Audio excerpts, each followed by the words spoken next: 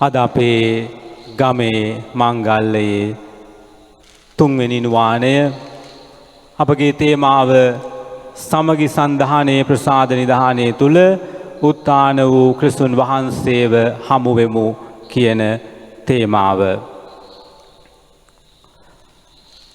අද දවසේ පළවෙනි කියවීම අපි තෝරගත්තේ ද්විතීය නීති සංග්‍රහයේ පොතේ 10 වෙනි පරිච්ඡේදයේ 12 වෙනි වගන්තියේ සිට 18 වෙනි වගන්තිය දක්වා. එහිදී අපි දකිනවා දෙවියන් වහන්සේට පක්ෂපාතව උන්වහන්සේගේ අනපනත් පිළිපැදීමේ ඇති වැදගත්කම. ඒත් එක්කම අද දවසේදී අපි සුවිශේෂ ලෙස තෝරගත්තේ එම්මාවුස් ගමන. ස්වාමින් වහන්සේ කුරුසපත් වුණාට පස්සේ ගෝලයෝ සීසීකඩ විසිරිලා යනවා. නමුත් උත්ථාන වූ ස්වාමින් වහන්සේ මේ ගෝලයෝ දෙදෙනෙක් යන මග ඔවුන් කතා කරගෙන යන මග ඔවුන් සමග එකතු වෙලා ඔවුන් සමග කෑම කන්නට ඒ රාත්‍රියේ ඒ නිවසේ නතර වෙන අත්දැකීම.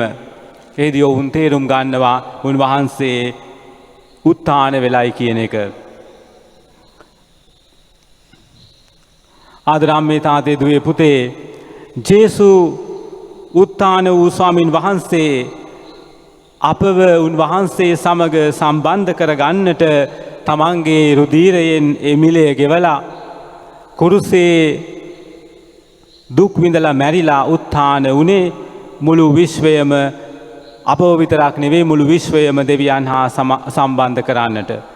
එම නමුත් අපි දකිනවා දෙවියන් වහන්සේ ආරම්භයේදී මනුෂ්‍යාව මැව්වම දේව ස්වරූපයට උන්වහන්සේ මනුෂ්‍යයාට ආත්මයක් ශරීරයක් දීලා තමන්ගේ ස්වරූපයට මැව්වම උන්වහන්සේ මොකක්ද අවසානයේ කියන්නේ? උන්වහන්සේ මැවූ දේ මනරම් කියලා උන්වහන්සේ දැක්කයි කියලා. තමන් මැවූ සෑම මැවිල්ලක්ම ලස්සනයි කියලා උන්වහන්සේ දැක්කා. එහෙනම් අපි දකිනවා මනුෂ්‍යයා විතරක් නෙවෙයි අනිත් මැවිලිත් ඔක්කොම ගත්තම දෙවියන් වහන්සේට ප්‍රසන්න වුණා ඒ සෑම මැවිල්ලක්ම මනුෂ්‍යයාත් ඇතුළුව. ඒ උන්වහන්සේගේ විශේෂයෙන්ම මනුෂ්‍යයා මැවිල්ලේ මුදුන්මල් කඩ විදිහට දෙවියන්ගේ ස්වරූපය දරාගෙන ආත්මයේ ශරීරයේ පිටි මේ ලෝකයේ තුල දෙවියන් වහන්සේගේ ආදරයට සාක්ෂි දරන්නට උන්වහන්සේ මේ ලෝකෙට මැවීම තුල උන්වහන්සේ විශේෂයෙන් ඒ වෙනුවෙන් ප්‍රීත උනායි කියන එක අපි දකිනවා. ඒකයි ආදම් සහ ඒවට දෙවියන් වහන්සේ සුගති උද්‍යානය මවලා දීලා ඒ සුගති උද්‍යානය උන්ව තැන්පත් කරන්නේ. දෙවියන් වහන්සේ මිනිස්යාව මවන්නේ උන්වහන්සේගේ සමානකමට විතරක් නෙවෙයි මිනිස්යාට උන්වහන්සේ බුද්ධිය මිනිස්යාට උන්වහන්සේ නිර්මාණ ශක්තිය ලබා දෙනවා. හොඳ නරක අවබෝධ කර ගැනීමේ ඥානය දෙනවා. අනිත් හැම මැවිල්ලකටම එහා ගිය විශේෂතාවයක් මේ මිනිස්යා කෙරේ උන්වහන්සේ දක්වනවා. ඒ වගේම තමයි හැම මැවිල්ලක්ම තවත් මැවිල්ලකට හැම මිනිසෙක්ම තවත් මිනිසෙකුට සමාන වෙන්නේ අසම සමභාවයකින් හැම මිනිසෙක්ම වන්නේ. මෙතන ඉන්න කිසිම කෙනෙකුට සමාන නැහැ. ස්වරූපයෙන් බාහිරෙන් සමාන වුණත් ඔවුන් විශේෂිතයි. ඒ නිසා අසම සමයි. එහෙනම් මේ අසම සම මැවිල්ලක් විදිහට උන්වහන්සේ මිනිස්යාව මවනවා. එහෙනම් මිනිස්යාට පෞද්ගලිකත්වයක් උන්වහන්සේ දෙනවා. හැම මිනිසෙකුටම පෞද්ගලිකත්වයක් තියෙනවා. හැම මිනිසෙකම අභිරහසක්.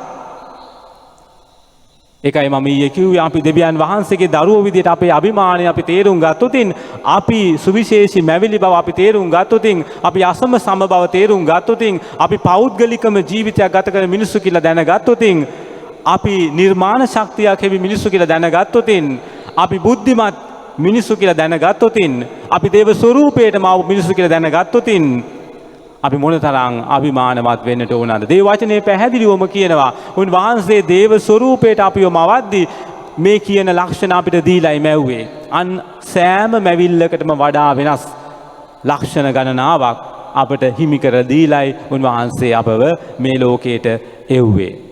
ඒ අතර සුවිශේෂීම සාධකයක් තමයි නිදහස් කැමැත්ත. ෆ්‍රීඩම්. නිදහස කියන දේත් මනුෂ්‍යයාට දෙවියන් වහන්සේ දුන්නා. නිදහස උන්වහන්සේ මනුෂ්‍යයාට ආරම්භයේදීම දුන්නේ වගකීමෙන් ඒ නිදහස පාවිච්චි කරන්නට. ඒකයි උන්වහන්සේ සුගති උද්‍යානයේ මවලා මේ ආදම් සහ ඒව ආදි මව්පියන්ට කියන්නේ මේ ගසෙන් හැර අන් ඕනෑම ගසකින් ඔබට ඵල භුක්ති විඳින්නට පුළුවන්. දෙවියන් වහන්සේ Taman මැවූ මැවිල්ල මනරම් බව දැක්කා. ඒ මැවිල්ල අර මම කිව්ව ලක්ෂණ වලින් සම්පූර්ණයි කියලා දැක්කා. ඒ නිසා උන්වහන්සේ මිනිස්යාට නිදහස් කැමැත්ත දීලා මේ Taman මාවපු මැවිල්ල තුල මේ මිනිසයා හොඳ නරක අවබෝධ කරගෙන දෙවියන්ගේ කැමැත්ත අනුව ජීවත් වෙයි කියන බලාපොරොත්තු වෙන උන්වහන්සේ මිනිසයාට ඒ මිනිස්යාව සුගති උද්‍යානයේ ස්ථාපිත කරනවා. නමුත් වෙන්නේ ඊට පරස්පරය. ඊට වෙනස් දේ. මිනිසයා මොකද කරන්නේ? මිනිසයා දෙවියන් වහන්සේ බලාපොරොත්තු නොවූ දේම සිද්ධ කරනවා. ඇසට කදිමයි ඒ ඵල ප්‍රණීතයි කියලා සර්පයා ඇවිල්ලා මිනිස්යාව මනුෂ්‍ය දුවව පරීක්ෂා කරද්දී මනුෂ්‍ය පුත්‍රයාත් ඒ පාපෙටම වැටිලා මෙන්න දෙවියන් වහන්සේට විරුද්ධව පව් කරනවා. අකීකරුකම දේව කැමැත්ත නොසලකා හැරීම සිද්ධ කරනවා. ඒ නිසා පළමු වැටීම සිද්ධ වෙනවා මිනිස්යාගේ. පළමු වැටීම. දෙවියන් වහන්සේ ඒ ගැන කනගාටු වෙනවා. දෙවියන් වහන්සේ මිනිස්යාගේ මේ පළමු වැටීමෙන් පස්සේ අපි දකිනවා සුදු බයිබලයේ බාබෙල් කොට හදද්දී ශීනාර් මිටියාවතේ මිනිස්යන්ට දුන්නු මේ බුද්ධිය නිදහස් කැමැත්ත මේ සියල්ලම උපයෝගී කරගෙන මිනිස්යෝ ගඩොලින් ගඩොල නිර්මාණය කරලා මහා උස කුළුණක් හදලා ස්වර්ගයට නගින්න හදනවයි කියන කතන්දරයක් සුදු බයිබලයේ සඳහන් කරනවා. මිනිසයා උඬගු වෙනවා. දේව කැමැත්තට පිටුපායව විතරක් නෙවෙයි සර්පයාගෙන් රැවටිලා දෙවියන් හා සමාන වෙනවා. නැත්නම් අපිටත් ඒ වගේම බුද්ධිය ලැබෙනවා කියන ඒ ආශාවෙන් ඔවුන් පව් කළා විතරක් නෙවෙයි ඔවුන්ගේ පරම්පරාවෙන් පරම්පරාවට මේ පාපය ගලාගෙන ගියා. උඩඟුව නිසා ඔවුන්ව දෙවියන් වහන්සේ විසිරුවා හැරලා ඔවුන්ගේ භාෂාවන් වියවුල් කරයි කියලා සුදු බයිබලයේ සඳහන් කරනවා. ඊට පෙර අපිට දකින්න තව සිද්ධියක් තමයි කායින් සහ ආබෙල්ගේ සටන. සහෝදරයෝ ගැටෙනවා.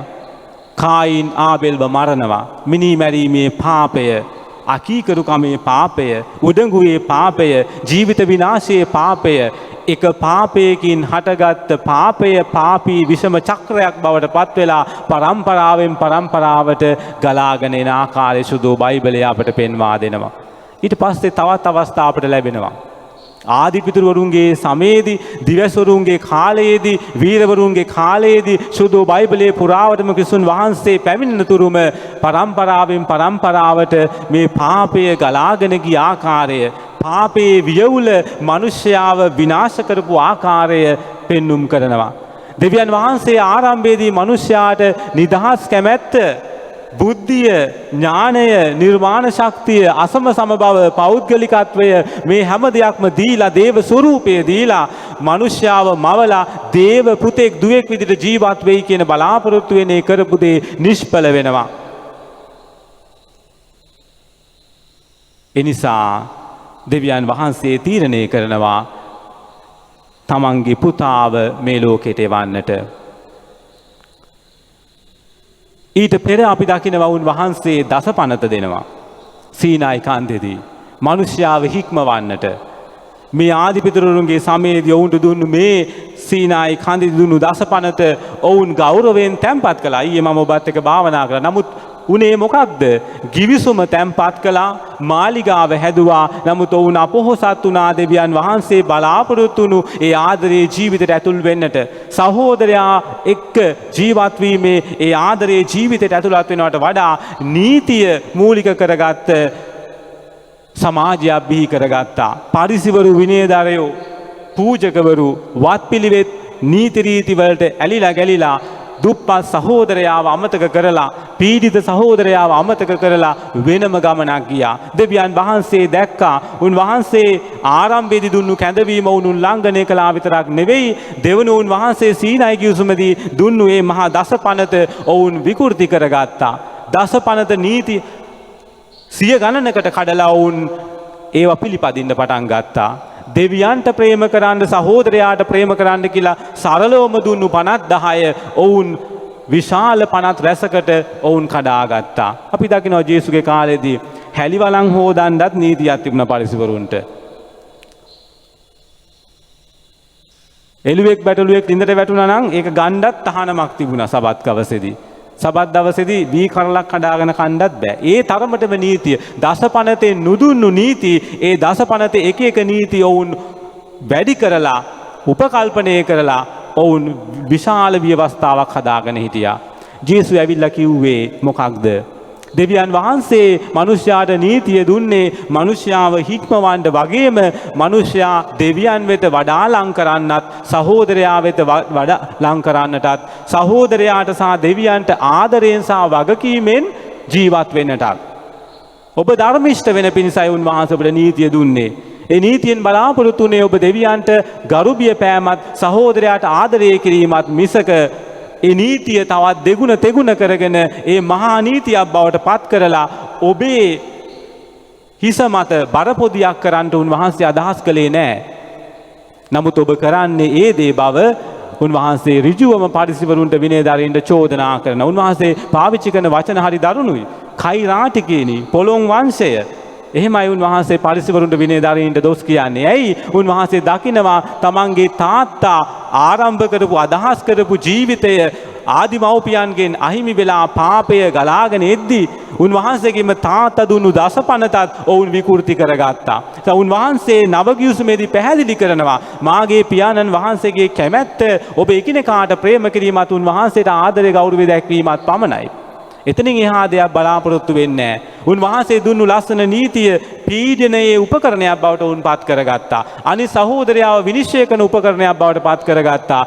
එයින් ඔවුන් අටුවාටිකා ටිප්පණි එක එක එකතු කරලා මොකද කළේ? දෙවියන් වහන්සේ ගොඩ නගන්නට අදහස් කර ප්‍රේමයේ රාජ්‍යය, ප්‍රේමයේ සහෝදරත්වයේ සංඝය ඔවුන් වෙනස් කළා.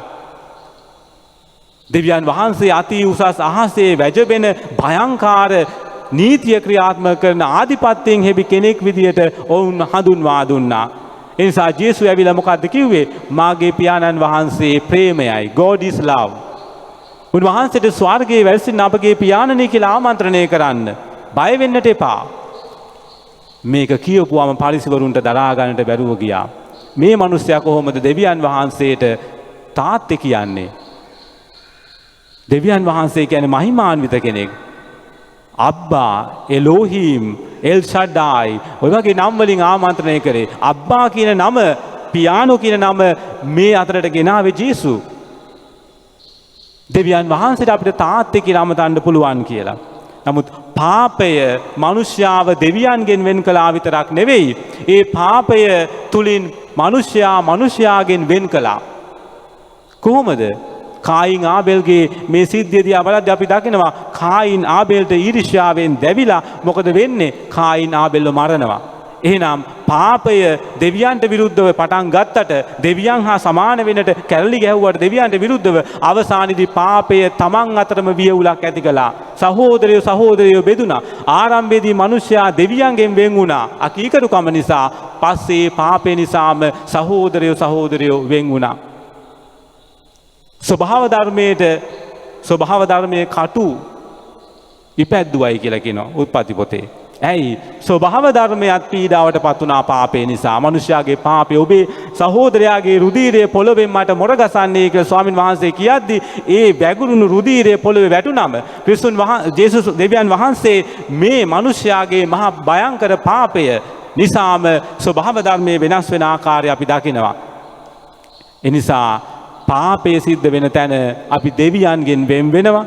පාපේ සිද්ධ වෙන තැන අපි සහෝදරයාගෙන් වෙන් වෙනවා. පාපය සිද්ධ වෙන තැන ස්වභාව ධර්මය පවා කම්පා වෙනවා. ඒ වගේම තමයි පාපේ සිද්ධ වෙන තැන අපි අපෙන්ම වෙන් වෙනවා. කායින් ආබෙල්ව මැරුවාට පස්සේ ඉබාගාතේ ඇවිදිනවා. ඔබ බයිබලයේ කියවනවා නම් කායින් එක තැනකදී කියනවා මාව මගදී හම්බ වෙන ඕන කෙනෙක් මරලා දාවි. ඔහුගේ හිත ඇතුලේ වර්ධකාරී හැඟීම තෙරපෙන්නට ගත්තා. මොකක්ද සිද්ධ වුනේ? පාපය සිද්ධ කරපු තැනේදී අපි අපෙන්ම වෙන් වෙනවා. දැන් කායින්ට සහනයක් තියනවද හිතේ? නෑ.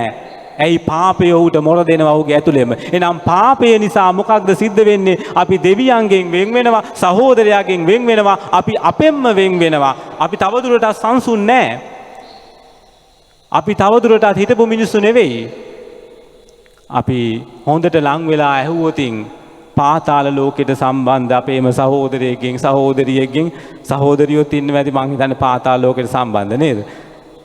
ඔබට දැනෙන්නේ මොනවද කියලා සමහර විට ඒගොල්ලෝ අපිට විස්තර කරයි. පාපේ තරම නිින්ද යන්නේ නැහැ. බය ගැසිලා ඇස්සරෙනවා. එහෙනම් අපි දකිනවා පාපය මනුෂ්‍යයාට කරන විනාශය. අද දවසේදී අපි දකිනවා ස්වාමින් වහන්සේ ගෝලියොත් එක ගමන් කරද්දී මේ උත්තාන වූ ස්වාමින් වහන්සේ එම්මාවුස් ගමනේදී ඔවුන් සමග නතර වෙලා කෑම කද්දී ඔවුන්ට දේ වචනේ පැහැදිලි කරද්දී ඔවුන්ගේ සිත් ඇවිලි දැවි යනවා විතරක් නෙමෙයි ඔවුන් අවසානයේ තීරුම් ගන්නවා මේ උත්තාන වූ ස්වාමින් වහන්සේ අපිත් එක්ක නතර වුණේ. ඔවුන් දූල ගිහිල්ලා අනිත් ශ්‍රාවකයන්ට කියනවා උන් වහන්සේ උත්තාන වෙලා කියලා. එහෙනම් ඒ පැරණි ගිවිසුමට නෙවෙයි උත්තාන වූ ස්වාමින් වහන්සේගේ සංඝයට මේ වර්තමානයේ අයිති අපි උන්වහන්සේ උත්තාන වුණාට පස්සේ ජනිත වුණු පරම්පරාව. එහෙනම් මේ උත්තානේ උන්වහන්සේගේ දුක් විඳීම මරණය තුලින් උන්වහන්සේ අපව දෙවියන් එක්ක සමාදාන කරපු උත්තම පූජකයාණෝ. අද දෙවෙනි කියවීම පිටාවත් පැහැදිලිව සඳහන් කළා. උන්වහන්සේ මේ ලෝකෙට ආවා. දෙවියන් වහන්සේ ප්‍රේමය කියලා උන්වහන්සේ ඉගැන්නුවා. උන්වහන්සේ මේ විකෘති වුණු දසපනත ප්‍රධාන 52කට ප්‍රේමයේ 52කට කඩලා ඔබ දෙවියන්ට සම්පූර්ණ මුළු හෘදයෙන් බුද්ධියෙන් සහ ඔබේ මුළු ඥාණයෙන් වන්දනා කරන්න ගෞරව කරන්න ඔබට මෙන්න ඔබේ අසල්වැසියාට ප්‍රේම කරන්නට කියලා දසපනත 52කට කඩලා උන්වහන්සේ සංක්ෂිප්ත කරලා මේ විශාල කරපු දසපනත සංක්ෂිප්ත කරලා උන්වහන්සේ අවසානයේදී කිව්වා දෙවියන් වහන්සේ ප්‍රේමයයි. මේ හැමදේම කියලා උන්වහන්සේ ඒ වෙනුවෙන් ජීවිතය පූජා කරලා ඒ ලෙයින් අපව දෙවියන් එක්ක සම්බන්ධ කරලා හරියට අතීතයේ උත්තම පූජකවරු බැටළුවව මරලා ඒ ලේ තමන්ගේ ජනතාව මත ඉහලා පාපයට වන්දි ගෙවන්න වන්දි පූජා තිබ්බා වගේ උන්වහන්සේ තමන්ව බැටළු පෝතකයා විදියට බැටළු පැටව විදියට පූජා කරලා කුරුස ගහේදී ඒ ලේ අප මත ඉහලා අපිව විසුද්ධ ජනතාවක් බවට පත් කළා. එහෙනම් එදායින් පස්සේ ඒ යාග හෝම සියල්ල ඉවරයි.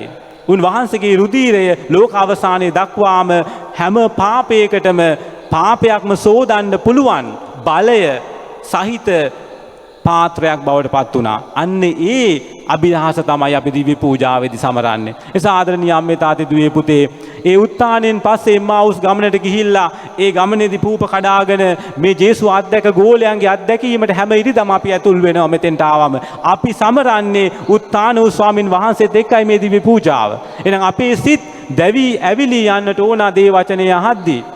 අපේ සිත් කැඩෙන්නට ඕන. අපි උන්වහන්සේත් එක්ක ගමනක් යන්නට ඕන. එම්මාවුස් ගමනේ ඒ අයට උණු දේ අපිටත් වෙන්නට ඕන. හැබැයි අපිට බාධා කරන සාධකය තවමත් එහෙමමයි. මොකක්ද? පාපය. පුරාණ ගිවිසුමේ ජේසු එනකම්ම මිනිසුන්ට දෙවියන් එක්ක සම්බන්ධ වෙන්නට බාධා කරපු සාධකය ප්‍රබලම සාධකය මිනිස්යාගේ පාපය. ඒ පාපය නසන්නට උන්වහන්සේ වන්දි ගෙව්වට අදත් අපිට උන්වහන්සේත් එක්ක උත්තාන වූ ස්වාමින් වහන්සේත් එක්ක සම්බන්ධ වෙන්නට බාධා කරන එකම සාධකයක් පාපයමයි. ඇයි?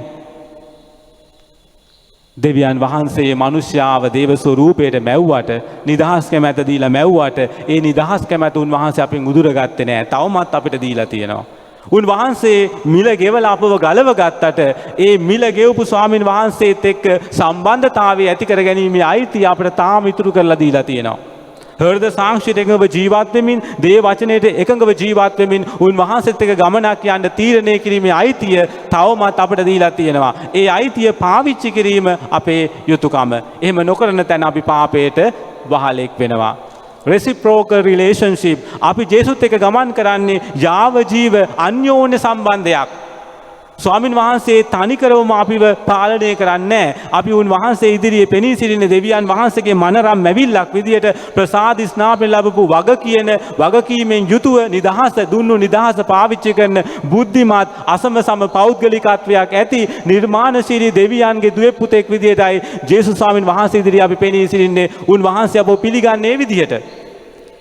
අපි උන්වහන්සේගේ සහෝදර සහෝදරියන් කියන මට්ටමට උන්වහන්සේ පහත් වුණා. මිනිස්සේ බවට පත් වෙලා. එහෙනම් උන්වහන්සේගේ යාගයට අපි යෙද්දී අපි ස්වාමින් වහන්සේ අපේ වැඩිමහල් සහෝදරයා විදිහට පිළිගද්දී අපේ සම්බන්ධතාවය මොන වගේ වෙන්නට ඕනද කියන එක අපිට දේව වචනේ නිරන්තරයෙන් මතක් කරනවා. ඒ නිසා අපිට වගකීමක් තියෙනවා පාපය ප්‍රතික්ෂේප කරන්නට. උන්වහන්සේ අපිට බලය ඒ සඳහා තමන්ගේ දුක් ප්‍රාප්තිය මගින් පෞසෝදලා බාර දීලා තියෙනවා, ලබා දීලා තිබෙනවා. ඉතින් ආදරණීය අම්මේ තාත්තේ දුවේ පුතේ, ඒ නිසා අපි කල්පනා කරන්නට ඕනේ මේ අපව දෙවියන්ගෙන් වෙන් කරන මේ පාපය, සමාජයේ අපේ මේ විශ්වාසයේ සංගයෙන් අපව වෙනස් කරන මේ පාපය, අපව කොටු කරන මේ පාපය, අපිව ඉස්මතු කරලා දෙවියන්ව කොනට තල්ලු කරන පාපය අපි කොහොමද ප්‍රතික්ෂේප කරන්නේ? ආදම් සහ ඒව සහ පව් කරන හැම කෙනෙක්ම සිද්ධ කරන එකම දේ මොකක්ද? දෙවියන්ව අපේ ජීවිතේ කේන්ද්‍රස්ථානයේ හදවතේ කේන්ද්‍රස්ථානයෙන් අයින් කරලා අපි අපේ කේන්ද්‍රස්ථානයේ බවට පත් කරගන්නවා. දේව සැලැස්ම අයින් කරලා අපේ සැලැස්ම අපි ක්‍රියාත්මක කරනවා. එතකොට self centered අපිව තමයි ඉස්මතු වෙන්නේ. අපේ සැලැස්ම ක්‍රියාත්මක වෙන්නේ. දේව වචනේට ඉඩක් නැහැ. එනිසා ආදරණීය අම්මේ තාත්තේ දුවේ පුතේ, උන්වහන්සේ අපට ආරාධනා කරනවා ජේසුත් එක්ක මේ ගමන යද්දී ඒ මූලික ගමනේදී හැරෙන්නේ නැතුව කෙලින්ම උන්වහන්සේ කරා යන්නට, මේ පාපය ප්‍රතික්ෂේප කරන්නට නම් අපට අනිවාර්යයෙන්ම මනස්ථාපනය අවශ්‍යයි. මනස්ථාපනය අවශ්‍යයි. සිතින් වචනයෙන් ක්‍රියාවෙන් අපි කරපු පව් වලට මනස්ථාප වීම, වගකීමෙන් තොරව නිදහස අයුතු ලෙස පාවිච්චි කිරීමේ වරදට මනස්ථාපනය වීම, හෘද සාක්ෂිය මරාගෙන අපි ජීවත් වුණු හැම වාරයක් ගැනම අපි කම්පා වීම අවශ්‍යයි. දෙවියන් වහන්සේගේ හඬ හෘද සාක්ෂිය තුලින් නික්මෙද්දී පවා ඒ වසං කරලා අපි අපිට ඕන විදිහට ජීවත් වුණා නම් අන්න ස්වාමින් වහන්සේ අපෙන් අහනවා පුතේ දුවේ ඔබ වෙනස් වෙන්නට කැමතිද? හැබැයි අපිට අපේ විහිං වෙනස් වෙන්නට අමාරුයි අම්මේ තාත්තේ දුවේ පුතේ. උන්වහන්සේගේ වරප්‍රසාදය අපට අවශ්‍යයි. පාවුල්තුමා කියනවා ඒක පැහැදිලිවම. උන්වහන්සේගේ රුධිරයෙන් අපව නැවත දෝවණය කරන්නට ඒ මහා වරප්‍රසාදයට ඇතුල් වෙන්නට ඒ වරප්‍රසාද ඉල්ලන්නට අවශ්‍යයි. එනිසා අපි මනස්ථාපනය වෙනවා විතරක් නෙවෙයි, දේව වරප්‍රසාදය අපි ඉල්ලන්නට අවශ්‍යයි. එනිසා වරප්‍රසාදය, ග්‍රේස්, දේව වරප්‍රසාදය, දේව වරප්‍රසාදය අපට ලැබිය යුතු දෙයක් නෙවෙයි. අපි නොසුදුසු අය වෙලා ඉද්දිම දෙවියන් වහන්සේ වරප්‍රසාදය දෙන්නට කැමතියි. අපට තියෙන්නේ ඉල්ලන්නට වරප්‍රසාදය අයදින්නට. ස්වාමිනී මගේ පෞකාරකම මට පෙන්වන්, ඒ සඳහා මනස්ථාපන වෙන්න මට ශක්තිය දෙන්න, නැවත ඔබත් එක්ක සම්බන්ධ වෙන්නට මට වරම් දෙන්න. වරප්‍රසාදය ඉල්ලන්නට තියෙන දෙයක්. ඒක තෑග්ගක්, නොමිලේ දෙන දෙයක්. ස්වාමින් වහන්සේගේ කුරුසයෙන් පස්සේ මේ වරප්‍රසාද විශේෂයෙන්ම පාපුච්චාන සක්‍රමේන්තුව මගින් දෙන්නට දෙවියන් ජේසු නියම කරනවා. ලෝක අවසානයේ දක්වාම ඔබ යමක් බඳින්නේද මේ ලෝකයේ ස්වර්ගයේත් බඳිනවා, නිදහස් කරන්නේද එය ස්වර්ගයේත් නිදහස් කරනවා, ගෝලීන්ට පවරනවා පව්කමාවේ බලය දෙන්නට. නිසා අපිට නිදහස් වෙන්නට වරප්‍රසාද අයිති කරගන්නට උන්වහන්සේ මාර්ගයක් ඉදිරි කරලා ගිහිලා තියෙනවා. දිව්‍ය පූජාවේදී අපි සමාවිල්ලනවා පූජාවට පෙර සුළු පව්වලට. නමුත් මරණීය පව්වලට විශේෂයෙන්ම අපි සමාවිල්ලන්නේ පාපුච්චාන සක්‍රමේන්තුව තුල. පාපයේ විවිධාකාරයි. පාපයේ වර්ග කරනවා නම් අද මම ඕගොල්ලන්ට කියන්නට ලිස්ට් එකක් අරගෙන ඇවිල්ලා තිනවා. මම හිතනවා දන්නේ වෙලාව ඇති වෙයිද කියලා නේද? පාපය ජම්ම පාපයෙන් පටන් ගත්තම අපගේ පෞද්ගලික පාපය, අපේ කැමැත්තෙන් අපි කරන පාපය, මරණීය පාපය, පැහැදිලි දැනුමක් ඇතුව කැමැත්තෙන් කරන පාපය, මරණීය පාපය, දරුණු කාරණාවක් සම්බන්ධයෙන්, සුළු පව්, එදිනදා ජීවිතය අපි කරන පව්, සමාජ පාපය දරුණුවටම තියෙනවා අපේ රටේ ලෝකේ. සුළු පව් එකතු වෙලා මහා පව් මරණීය පව් සිද්ධ වෙන්නත් පුළුවන්. පෞද්ගලික පව් එකතු වෙලා සමාජ පාපය සිද්ධ වෙන්නටත් පුළුවන්. අභ්‍යන්තර පාපය අපි ආශාවන් තුල කරන පව්, මුල් ලකුණ පව්. මේ විදිහට වර්ග කරන් යදී ධර්මෝපදේශය අපිට පාපය වර්ග කර නාමාවලියක් දෙනවා. අපි අවදිද මේ ගැන සක්‍රමේන්තු ලබන්නට යද්දී? මගේ අභ්‍යන්තර පාපය ගැන මම අවදිද? මම එදිනෙදා කරන සුළු පව් ගැන මම අවදිද? සැලැස්මක් ඇතුව ගැඹුරු දෙයක් සම්බන්ධයෙන් සම්පූර්ණ කැමැත්තෙන් දැනුමෙන් මම කරන මරණීය පව් ගැන මම අවදිද? සංඝයාත් එක්ක එකතු වෙලා සමාජයත් එක්ක එකතු වෙලා මම කරන සමාජීය පාපය ගැන මම අවදිද? හොඳම උදාහරණය අර කුණු කන්දක් නාය ගිහිල්ලා කට්ටියක් මැරුණා නේද? කාලෙකදී. තැනේ නම මතක නැද්ද?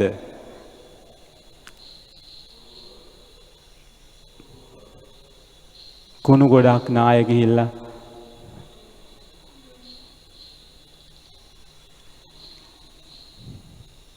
ප්‍රසිද්ධ නමක්.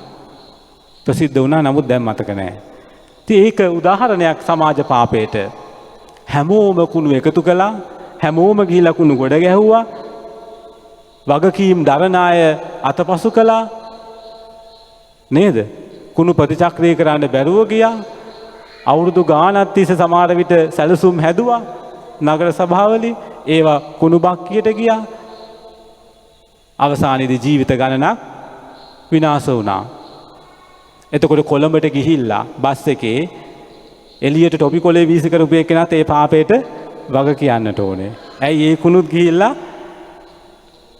එතෙන්ට ගොඩ ගැහෙන්නට ඇති. අපි නොදැනුවත්වම අපි සමාජ පාපයට හවුල් වෙනවා. අපි අහනවා අපේ සමහර ජනනායකයින් ජනතාවගේ මුදල් හිතු මතේ වියදම් කරනවා. ඒවා විනාශ කරනවා, ඒවා ගොඩ ගහ ගන්නවා කියලා චෝදනා ගොඩක් තියෙනවා.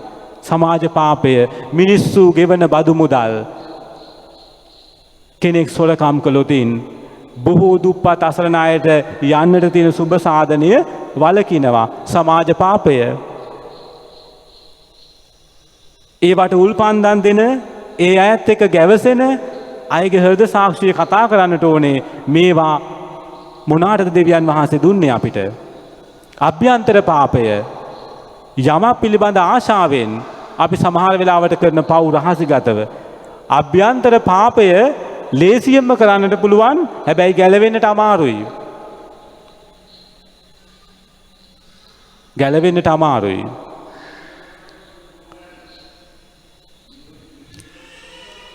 මීතොට මුල්ල, කුණු කන්ද, නායගියේ. එතකොට ආදරණීය අම්මේ තාත්තේ දුවේ පුතේ, අභ්‍යන්තර පාපය කරන්නට ලේසි, ගැලවෙන්නට අමාරුයි. බොහෝ සමහර වෙලාවට අසභ්‍ය දේවල් වලට ඇබ්බැහි වෙලා ඉන්න අය අභ්‍යන්තර පාපේ හරි ලේසි, කවුරුත් පාලනය කරන්නේ නැහැ. තමන් විතරයි. නමුත් පාපයෙන් ගොඩ එන්නට අමාරුයි. සුළු පව් පුරුද්දක් කරගත්තොත් මොකද වෙන්නේ? රුපියල් 10 හොරකම් කරන ළමයා, රුපියල් 50 හොරකම් කරන ළමයා දවසකදී බැංකුවක් මංකොල්ල කාලා ඉන්න සිකියුරිටිවත් මරලා බැංකු මල් කොංගල කන්න පුළුවන්. එතකොට සුළු පාපේ රුපියල් 10. නමුත් ඒක අවසාන පාපෙටදී ඒක මිනී මැරීමක් සමග මරණීය පාපයක්.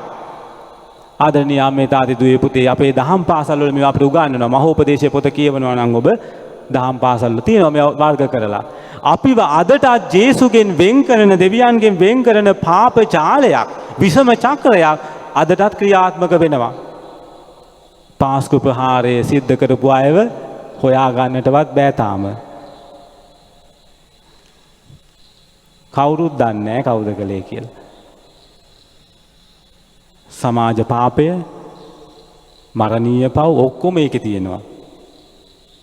ඒ නිසා අපි විශේෂයෙන්ම මේ බටපත්තල අපේ ගමේ අය විදිහට, අපි ජේසුව උත්ථාන වූ ජේසුව අඳුරන සහෝදර සංඝයක් විදිහට අපි මෙන්න මේක අවබෝධ කර ගන්නට ඕනේ. නිසා උන්වහන්සේ අපිට ආරාධනා කරනවා, ඔබව උත්ථාන වූ ස්වාමින් වහන්සේයි දැන් කැටුව යන්නේ. අතීත නීතියවත් බය වුණු, දෙවියන්ට බය වුණු මහා අතීත අත්දැකීම්වත් නෙමෙයි. ජේසු අපිව දෙවියන්ට තාත්තා විදියට හඳුන්වා දීලා අපිව ප්‍රේමණීය ජනතාවක් කරලා උන්වහන්සේ අපිව කැටුව යනවා නම් උන්වහන්සේ සක්‍රමේන්තු ස්ථාපිත කළ පව්කමාවට අපිට ඉඩ දීලා තියෙනවා නම් සුදෝ දිව්‍ය පූජා යාගේ හැමදාම අපිට විවෘත වෙලා තියෙනවා නම් උන්වහන්සේ අපට අභියෝග කරනවා ආරාධනා කරනවා පුතේ දුවේ හැමදාම හෘද සාක්ෂිය අවදි කරගන්න. ඔබේ සුළු පාපය, ඔබේ මරණීය පාපය, ඔබේ සමාජ පාපය, ඔබේ අභ්‍යන්තර පාපය, ඔබව කෙලසන අනිකුත් සියලුම පව්, මුල් ලගුණ පව් මේවා ගැන ඔබ අවදි වෙන්නට ඕනේ. හැබැයි මේ කිසිම දෙයක් අපිට තනියම ජයග්‍රහණය කරන්න බෑ දේව අනුග්‍රහය නැතුව. ඒ නිසා වරප්‍රසාදේ ඉල්ලා යාඥා කරන්නට ඕන. ස්වාමිනී ඔබ වහන්සේගේ අනුකම්පාව වරප්‍රසාදේ මට දෙන්න පසුතැවිලි හදවතක් ඇති කරන් දාවිත් රජතුමා කිව්වා වගේ. කෙලෙස් මලින් යුතුවයි මම උපන්නේ. ඔබ වහන්සේගේ කරුණාව මට දානය කරන්න. මොකක්ද මේ ගීතිකාව?